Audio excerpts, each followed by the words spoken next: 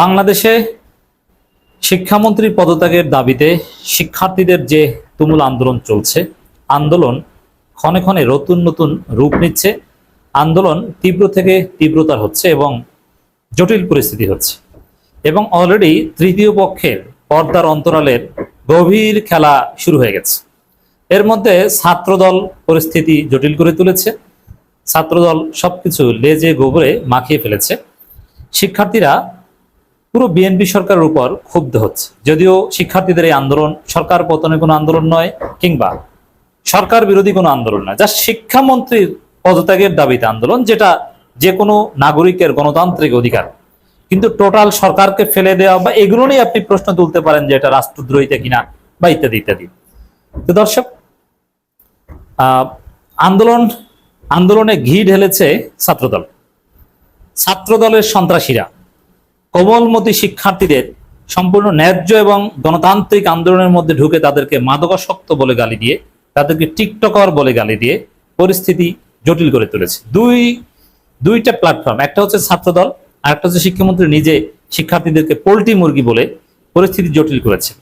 এখানে মায়া হয় তারেক রহমানের জন্য, কারণ এখানে যদি তৃতীয় পক্ষ বলতে আওয়ামী লীগ যদি সুবিধা নেয়, কোনো অঘটন ঘটিয়ে দেয়, কোনো স্যাবোটাজ করে, তাহলে ডেফিনেটলি সেটা তারেক রহমানের জন্য এক অপ্রত্যাশিত পরিস্থিতি তৈরি করতে পারে। তবে এখানে তৃতীয় পক্ষের একটা মজার রাজনীতি আছে, এটা আমাদেরকে বুঝতে হবে। তার আগে বলি যে ছাত্র দলকে শান্ত করতে হবে, ছাত্র দলের বিরুদ্ধে ব্যবস্থা নিতে হবে। ছাত্র দলের যে পান্ডা কোমলমতি আন্দোলনরত শিক্ষার্থীদেরকে গালি দিয়েছে, মাদকাসক্ত বলেছে, ওকে ধরতে হবে, ওকে গ্রেপ্তার করতে হবে, নইলে পরিস্থিতি খারাপ হবে। একই সাথে ছাত্র দলের সেক্রেটারি ওখানে পাকনামি করতে গিয়েছিলেন, অথচ ছাত্রদল সেক্রেটারি সেখানে যে এই অপদার্থ স্টুপিড শিক্ষামন্ত্রীকে ডিফেন্ড করছেন। শিক্ষামন্ত্রী শিক্ষার্থীদেরকে পোল্ট্রি মুরগি বলে গালি দিয়েছে, যেটা ক্ষমার অযোগ্য, আর ছাত্রদল সেক্রেটারি তাকে ডিফেন্ড করে বলছেন তার মেয়েকে নাকি পোল্ট্রি মুরগি বলছেন, অথচ স্পষ্ট ভিডিও ভাইরাল হয়েছে, তার কথোপকথন একদম দৃশ্যমান যে তিনি শিক্ষার্থীদেরকে পোল্ট্রি মুরগি বলে গালি দিয়েছেন, যারা বৃষ্টিতে ভিজতেই জ্বর আসে, এরা পোল্ট্রি মুরগি, তার মেয়েকে বলেন নাই। অতএব এখানে ছাত্রদল সেক্রেটারি শিক্ষামন্ত্রীর পক্ষে দালালি করতে গেছেন এবং অভিযোগ আসছে যে সায়েন্স ল্যাবে, আমরা কোনো গুজবের পক্ষে নই, এখানে গুজব ছড়াচ্ছে আওয়ামী লীগ, এ বিষয়ে আমরা সতর্ক করছি। আওয়ামী লীগের বিভিন্ন পেজ থেকে বিভিন্ন গুজব ছড়ানো হচ্ছে। এখানে শিক্ষামন্ত্রী পদত্যাগ দাবি করলেও আমাদের শিক্ষামন্ত্রী পদত্যাগ দাবি করছে, আর পদত্যাগ করলেও তো নতুন যিনি শিক্ষামন্ত্রী হবেন, মাহাদি আমিন হোক আর যেই হোক না কেন, তিনি তো আমাদের হবেন, তিনি তো বিএনপির হবেন, তিনি তো বাংলাদেশপন্থী হবেন, তিনি তো জুলাইয়ের পক্ষের শক্তি হবেন, তিনি তো আওয়ামী লীগ বা ফেসিবাদের কেউ হবেন না। অতএব এখানে আন্দোলন পদত্যাগ বা এগুলো নিয়ে আমাদের মধ্যে ইন্টারনাল বিতর্ক, কিন্তু আওয়ামী লীগ তোরা কোন চাটের বাল, তোরা তো ভারতপন্থী, তোদের এইখানে কোনো স্থান। অতএব আওয়ামী গুজবে কান দেওয়া যাবে না, এই জন্য সতর্ক থাকতে হবে। তবে এটা সত্য যে অভিযোগ আসছে সায়েন্স ল্যাব থেকে, একজন শিক্ষার্থী আহত হয়েছেন, পুলিশের হামলায় কিংবা ছাত্রদল হামলা করেছে এরকম অভিযোগ আসছে, এটা খতিয়ে দেখতে হবে। তবে ছাত্রদল যেহেতু এই মুহূর্তে বাংলাদেশে একটা ভাইরাস, সব সমস্যার মূল হচ্ছে ছাত্রদল। প্রধানমন্ত্রীকে অপমানিত করছেন কার্যত ছাত্রদল, ছাত্রদলের কারণে প্রধানমন্ত্রীকে ছোট হতে হচ্ছে, বিএনপি সরকারকে ঝুঁকির মধ্যে পড়তে হচ্ছে। এজন্য ছাত্রদলের বিরুদ্ধে আমাদের আন্দোলন, আমাদের বক্তব্য, এবং প্রধানমন্ত্রী কিংবা বিএনপির হাইকমান্ডকে আমরা পরামর্শ দিব, জাস্ট আপনি এটা নিশ্চিত করেন যে ছাত্রদল আন্দোলনের ধারে কাছেও যাবে না, ওদের সবাইকে গর্তে ঢুকিয়ে দেন। আর ছাত্রদলকে যদি এখানে পাকনামি করতে পাঠান, আপনাদের অবস্থা 12টা বেজে যেতে পারে, পরিস্থিতি নিয়ন্ত্রণ বাইরে চলে যেতে পারে, নাম্বার 1। দ্বিতীয় হচ্ছে, এখানে ছাত্রদল বিষয়ে কেন আমরা এত সতর্ক, আর বিএনপির এখানে একটা ইন্টারনাল পলিটিক্স চলছে।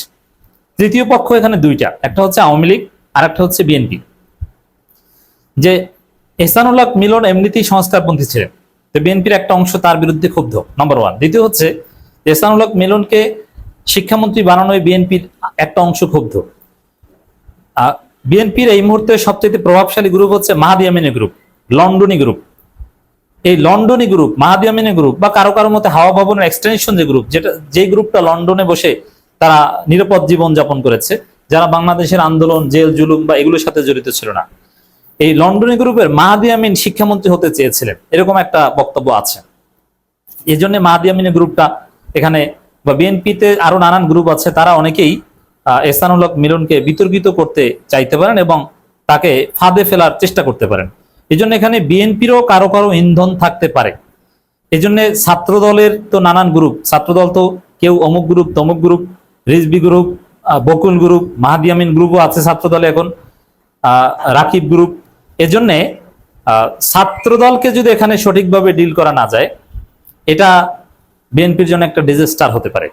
আমরা দেখতে পাচ্ছি ক্ষণে ক্ষণে পরিস্থিতি জটিল হচ্ছে। দর্শক, এখানে ঢাকা বিশ্ববিদ্যালয়ে বিজিবি মোতায়েন, আপনি চিন্তা করেন পরিস্থিতি কতটা জটিল হলে পরে ঢাকা বিশ্ববিদ্যালয়ে বিজিবি মোতায়েনের মতো ঘটনা ঘটে। প্রধানমন্ত্রী অনুষ্ঠান স্থলের পাশে পুলিশের সাথে শিক্ষার্থীদের ধাক্কাধাক্কির ঘটনা ঘটেছে এবং ছাত্রদলকে ভুয়া ভুয়া স্লোগান দেওয়ার ঘটনা ঘটেছে। তো বিএনপি সরকার অলরেডি ভয় পেয়েছে বলেই শিক্ষার্থীদের আন্দোলনকে ভয় পাওয়ার কথা, ভয় পেয়েছে বলেই বিজিবি মোতায়েন করা হয়েছে। এইসব বিজিবি টিজিবি মোতায়েন করে কোনো কাজ হবে না। শিক্ষামন্ত্রীকে পদত্যাগ করান, অথবা যদি শিক্ষার্থীদের সাথে আলোচনা করে তিনি ক্ষমা পেয়ে থাকেন, ক্ষমা পাইতে পারেন, যদি হাত পায়ে ধরে শিক্ষার্থীদেরকে ম্যানেজ করতে পারে, দ্যাটস ডিফারেন্ট। বাট আমার মনে হয় না যে এই বিজিবি মোতায়েন করে কোনো লাভ হবে। বিজিবি মোতায়েন প্রমাণ করে যে ভয় পেয়েছেন, বিএনপি সরকার ভয় পেয়েছে, ভয় পাওয়ারই কথা। কারণ আমরা দেখতে পাচ্ছি যে ঢাকা শিক্ষা বোর্ড ঘেরাও করে এইচএসসি পরীক্ষার্থীরা আন্দোলন করছে এবং গেট ভেঙে ভিতরে ঢোকার চেষ্টা করছে। এবং এমন ভাবে এই তরুণ শক্তিশালী জেনজি লোহার শক্তিশালী গেট ধরে নাড়াচাড়া করছে, তাতে গেট ভেঙে ভিতরে ঢোকা তাদের জন্য অসম্ভব নয়। তো এরকম যে কোনো একটা পরিস্থিতি ঘটতে পারে, ভিতরে ঢুকতে পারলে এখানে তৃতীয় পক্ষ সুযোগ নিয়ে কোনো স্যাবোটাজ করতে পারে, অথবা আন্দোলনরত শিক্ষার্থীরা তরুণ, তারাও লিমিট ক্রস করতে পারেন, সম্ভাবনা রয়েছে রক্ত গরম। যার ফলে বিএনপি যত তাড়াতাড়ি এটা উপলব্ধি করবে যে না, এটার একটা সমাধান করা দরকার, ভালো হবে। প্রধান শিক্ষামন্ত্রী এখনো তিনি তার আচরণ স্বাভাবিক না, এমনিতেই তিনি গালি একটা দিয়েছেন, আবার সাংবাদিকরা ফোন দেয় যে আপনার বিরুদ্ধে তো পদত্যাগের আন্দোলন চলছে, আপনি বলেন, বলছে যে এখন সাক্ষাৎকার দেওয়ার সময় নেই, আমি সংসদে প্রশ্নোত্তর দেব। অথচ সংক্ষিপ্তভাবে শিক্ষার্থীদেরকে শান্ত হতে বলতে পারেন যে ভুল হলে, আমার কথায় ভুল বক্তব্য থাকলে আমি আন্তরিকভাবে দুঃখিত, এরকম দুই একটা কথা বলে কিন্তু তিনি পরিস্থিতি শান্ত করতে পারেন। কিন্তু না, এরকম কোনো কথা তিনি বলেন না। অনেকটা খেই হারিয়ে ফেলেছেন বা কি করতে হবে। আর বাংলাদেশের হিসাব নিকাশ তো বুঝি যে আসলে ব্যক্তি শিক্ষামন্ত্রীর কিছুই না। প্রধানমন্ত্রী যদি বলেন তিনি আছেন, প্রধানমন্ত্রী যদি বলেন বাবা তুমি যাও, তাহলে গেছে, শেষ। তো দর্শক, পুলিশের প্রিজন ভ্যান ঘেরাও করে শিক্ষার্থীদের বিক্ষোভ। চট্টগ্রামেও তুমুল আন্দোলন। নাসিরউদ্দিন পাটোয়ারি থেকে শুরু করে তরুণ অনেকেই শিক্ষার্থীদেরকে নির্দেশনা দিচ্ছে এবং তাদের আন্দোলনে সরাসরি পদত্যাগের কথা না বললেও আন্দোলন যে তাদের অধিকার, বিশেষ করে ছাত্র দলের বিরুদ্ধে সবাই সতর্কবার্তা দিচ্ছে। নাসির নাসির ছাত্রলীগের সেক্রেটারি, তিনি বলছেন ছাত্রলীগ সরকারের পক্ষে ছিল, ছাত্রদল শিক্ষার্থীদের পক্ষে। অথচ আমরা দেখছি যে তিনি এই কথা বললেও শিক্ষার্থীরা এটা বিশ্বাস করে না। তিনি মনে করেন তিনি সরকারের দালালি করতে এসেছেন এবং তিনি আসলে শিক্ষামন্ত্রী দালালি করছেন। তিনি বলছেন শিক্ষামন্ত্রী নাকি তার মেয়েকে পোল্ট্রি মুরগি বলছেন। আচ্ছা, তার মেয়েকেও বা পোল্ট্রি মুরগি কেন বলবে? এটা বলার এটা কতটা যৌক্তিক? এটাও বা তিনি মিডিয়ায় কেন বলবেন? মানে ফাজলামি শুরু করেছেন। এখানে করণীয় একটা, ছাত্রদলকে থামাতে হবে, প্রধানমন্ত্রীকে বিএনপির ইন্টারনাল পলিটিক্স বুঝতে হবে, তৃতীয় পক্ষ মানে আওয়ামী লীগ যাতে এখানে অনুপ্রবেশ করতে না পারে এটাও খেয়াল রাখতে হবে। আর এগুলো সব ম্যানেজ করে প্রধানমন্ত্রী যদি দ্রুত স্থানমূলক মিলনকে সরিয়ে মাহাদি আমিন বা অন্য কাউকে শিক্ষামন্ত্রী বানাতে পারেন, তাহলে আমরা সামগ্রিক স্থিতিশীলতা পাবো। এই মুহূর্তে বিএনপি সরকারের নেতৃত্বে স্থিতিশীলতা প্রয়োজন।